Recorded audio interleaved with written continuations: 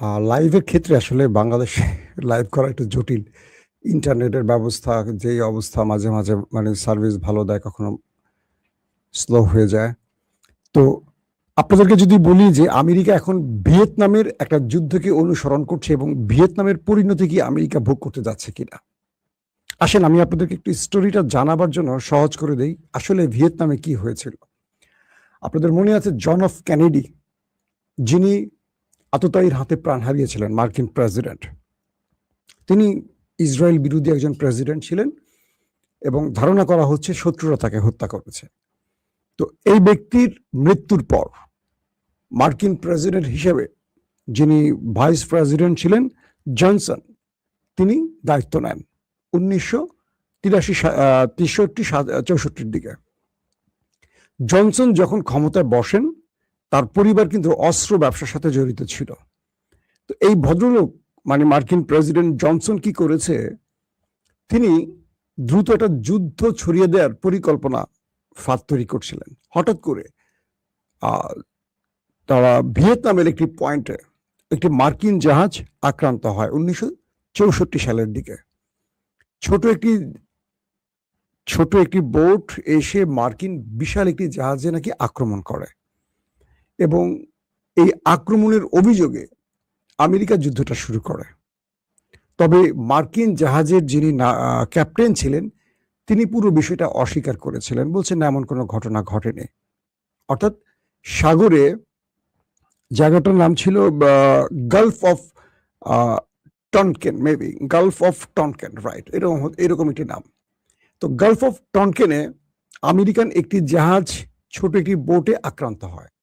এই অজুহাত তুলে জনসন কংগ্রেসের অনুমোদন নিয়ে ভিয়েতনামের বিরুদ্ধে একটা লম্বা যুদ্ধ শুরু করে এবং ঠিক হরমুজেও একই কাহিনী ঘটছে। আমেরিকান জাহাজ আক্রান্ত হবে, এই অভিযোগ তুলে আমেরিকা ইরানের সাথে যুদ্ধ করবে। আর তাই আমেরিকা আন্তর্জাতিক সকল জাহাজকে বলছে, তোমরা হরমুজ দিয়ে বেরিয়ে আসো, তোমাদের আমরা নিরাপত্তা দেব, যাতে ইরান আক্রমণ করলে অন্যান্য রাষ্ট্র ইরানের বিরুদ্ধে যুদ্ধে জড়িয়ে পড়ে। এই ফাঁদ তৈরি করছে আমেরিকা। আবার আসেন ভিয়েতনামে। কি হয়েছিল ভিয়েতনামে? এরপরে যেটি হয় যে ভিয়েতনামের সাথে আমেরিকার এই লম্বা যুদ্ধটা শুরু হয়। এই যুদ্ধে কয়েকটি সূত্র বলছে আমেরিকার 58,000 সেনা প্রাণ হারায়। কিছু সূত্র বলছে এটা ছাড়িয়ে প্রায় 90 কাছে চলে গেছে। অর্থাৎ মার্কিন যুক্তরাষ্ট্রের হাজার লাখ লাখ সেনা ভিয়েতনামে প্রবেশ করে যুদ্ধের জন্য এবং এই যুদ্ধে মার্কিন হিসেব বলছে 58,000 মার্কিন সেনা নিহত হয় ভিয়েতনামে এবং বলা হচ্ছে যে 3 লক্ষ সেনা আহত হয়। এর মধ্যে অধিকাংশই পঙ্গু হয়ে যায়, যারা আর জীবনে যুদ্ধে ফিরতে পারেনি। একদম স্রেফ হাত নাই, পা নাই, চোখ নাই, মানে তারা সারা জীবন বিছানায় পড়ে থাকে। তার মানে এই 3 লক্ষ ধরে মারা যাওয়ার মতো অবস্থা। যারা জীবনে বেঁচে থেকে কিছু করতে পারেনি, তাদের তো বেঁচে থাকার কোনো মূল্য নেই। বলা হচ্ছে ভিয়েতনামের এই যুদ্ধে ভিয়েতনাম আমেরিকাকে এমন শিক্ষা দিয়েছে যে আমেরিকা এই যুদ্ধের পর ভিয়েতনামের নাম স্মরণ করলে গায়ে জ্বর আসছে এবং আমেরিকার মধ্যে স্বয়ং আমেরিকার জনগণ বিক্ষোভ করেছে যুদ্ধ বন্ধে, কারণ তাদের প্রচুর সেনা, প্রতিদিন বিমান ভর্তি করে ভিয়েতনাম থেকে মার্কিন সেনাদের লাশ আসতো। এই জনসন এই যুদ্ধটা শুরু করে দিয়ে আমেরিকার ব্যাপক ক্ষতি করে। বলা হচ্ছে যে প্রায় $1 ট্রিলিয়ন মার্কিন ডলার সেই সময় 68-70 সালের দিকে। তাহলে বুঝছেন কত টাকা তারা ক্ষতির মুখে পড়ে। অবাক বিষয় হলো পরবর্তী নির্বাচনে জনসন আবারও পাশ করে। তো সেই ভিয়েতনামের হিস্ট্রিটা আপনাদেরকে কেন বললাম, যে ইরান আমেরিকার জন্য সেই গলার কাটা হতে যাচ্ছে। অর্থাৎ আমেরিকা যখন পারছে না হরমুজ প্রণালী খুলতে, তখন তারা যে জাহাজগুলো আটকা পড়েছে ইরানের বাধায়, তাদেরকে বলছে যে তোমরা সবাই চলে আসো, তোমাদেরকে আমেরিকার জাহাজ নিরাপত্তা দিয়ে হরমুজ প্রণালী পার করে দেবে। ইরান সেই সব জাহাজকে বলছে যে তোমরা সবাই সরে যাও, এই অঞ্চলে একটা বড় যুদ্ধ লেগে যেতে পারে। এবং চারদিকে সেই অবস্থা তৈরি হয়েছে, যত জাহাজ আছো হরমুজ প্রণালীর আশপাশে, তোমরা দুবাই পয়েন্টের দিকে, দুবাই যে জোনটা, সেই দিকে গিয়ে তোমাদের জাহাজগুলোকে নিরাপদে নোঙর করো, কারণ একটা বড় লড়াই যে কোনো সময় বেঁধে গেলে তোমরা আক্রান্ত হবে। আমেরিকা চাচ্ছে ইরানের পক্ষ থেকে এই জাহাজগুলোতে একটা হামলা হোক, এবং এই জাহাজগুলোতে হামলা হলে ইউরোপ, এশিয়া বা গালফ, মিডল ইস্ট, আফ্রিকা সবাইকে আমেরিকা কল করে বলবে, আসো, ইরান এইভাবে নিরীহ জাহাজের উপর হামলা করছে, তোমরা আমাদের পাশে আসো, আমরা ইরানকে সবাই মিলে সাইজ করে দেই। একটা পয়েন্ট। 2 নম্বর পয়েন্ট হলো, আমেরিকা যেহেতু হরমুজে পরাজিত হয়ে গেছে, ইরানকে তারা যে নেভাল ব্লকেট তৈরি করেছে, এখান থেকে তারা কোনো লাভ নিতে পারছে না, ইরান তার কাজ ঠিকই করে যাচ্ছে। এখন আমেরিকা চাচ্ছে যে কোনো একটা অজুহাতে ইরান আমেরিকার উপর আক্রমণ করুক, কারণ আমেরিকাকে ইরান ডেডলাইন দিয়ে দিয়েছে যে তুমি হরমুজ ছেড়ে চলে যাও, নতুবা যে কোনো সময় তোমার উপর আমরা আক্রমণ করব। তো এই আক্রমণটা শুরু করলে আমেরিকা ইরানের সাথে একটা লম্বা যুদ্ধের দিকে যাবে। এই যে কথাগুলো বললাম, এটার বাস্তব ভিত্তিটা কি? কাল সারা রাত মধ্যপ্রাচ্যে মার্কিন জাহাজগুলো শুধু ওঠানামা করেছে, বিমানগুলো, জাহাজ মানে যুদ্ধ বিমানগুলো, তাদের যে রিফুয়েলিং ট্যাঙ্কার, এগুলো ঘাটি থেকে উঠছে নামছে, একবার ইসরায়েলে ঢুকছে, একবার এদিকে যাচ্ছে, একবার আরব আমিরাত, একবার সৌদি আরব, একবার কাতার, একবার কুয়েত, শুধু ওঠানামা করেছে।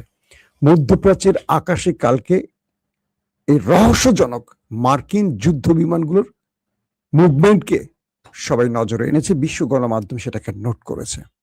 আমি আপনাদের বলেছিলাম যে ব্যাড কপ, যেটা ওই যে ওদের মিস্টার কি বলে, সেন্ট্রাল কমান্ড, যিনি কমান্ডার, তিনি এখন সেই অঞ্চলে আছেন, এবং তিনি এই অঞ্চলে ঢোকার সাথে সাথেই একটা যুদ্ধ পরিস্থিতির আশঙ্কা করা হচ্ছে, যে কোনো সময় একটা যুদ্ধ শুরু হতে পারে। তো এই সেন্ট্রাল কমান্ড যিনি কমান্ডার, তিনি প্রথমে মার্কিন প্রেসিডেন্ট ডোনাল্ড ট্রাম্পকে পুরো পরিকল্পনা পেশ করেছেন, এরপর তিনি চলে গেছেন ইসরায়েলের কাছে সমস্ত তথ্য তিনি পেশ করেছেন। এখন তিনি আছেন আমেরিকাতে, এবং বলা হচ্ছে যে আমেরিকা থেকেই তিনি এই যুদ্ধ পরিচালনার পুরো পরিকল্পনাটি গালফ কান্ট্রিতে থাকা মার্কিন সেনাদেরকে বুঝিয়ে দিয়েছেন, এবং তিনি যেখানে মুভমেন্ট করেন তার 1 দিন 2 দিন 3 দিনের মধ্যে যুদ্ধ শুরু হয়ে যায়।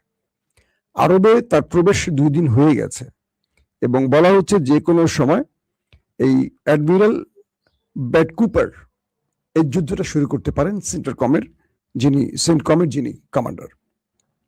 মার্কিন প্রেসিডেন্ট ডোনাল্ড ট্রাম্প আজকে স্টেটমেন্ট দিয়েছেন খুব স্পষ্ট করে, এবং ইরানও দিয়েছে।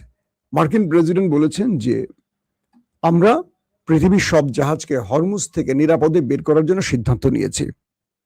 ইরান যদি কোনো প্রকার আক্রমণ করে, তাহলে একটা বড় আক্রমণ তৈরি হচ্ছে, এবং ইরানের বিরুদ্ধে ফুলফেজ যুদ্ধ শুরু হয়ে যাবে। এবং তিনি আরো বলছেন যে কোনোভাবেই আমরা আর হরমুজে থাকবো না, আমরা এখন হরমুজ ত্যাগ করব, মানে হরমুজ থেকে আমেরিকা চলে যাবে। কিন্তু চলে যাওয়ার আগে তারা এই কাজটি করতে চায়, যে জাহাজগুলো আটকা আছে তাদেরকে রিলিজ করতে চায়।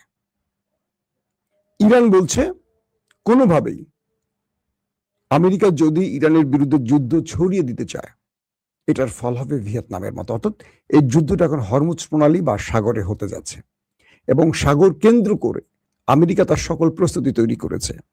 ইরান তার সকল বাহিনীকে সর্বোচ্চ সতর্ক থাকতে এবং যুদ্ধের প্রস্তুতি নিতে বলে দিয়েছে। পাশাপাশি হরমুজে ইরানের নেভিকে প্রস্তুত থাকতে বলেছে। ইরানের যত ওয়ারশিপগুলো আমেরিকার সাথে যুদ্ধের জন্য প্রস্তুতি নিচ্ছে এবং নিয়ে ফেলেছে। যে কোনো সময় আজকে দিনের মধ্যে যুদ্ধটা শুরু হওয়ার অনেক বেশি সম্ভাবনা আছে, যদি মিরাকেল ভাবে কোনো একটা সাইড থেকে কেউ এটাকে সমাধান না করে।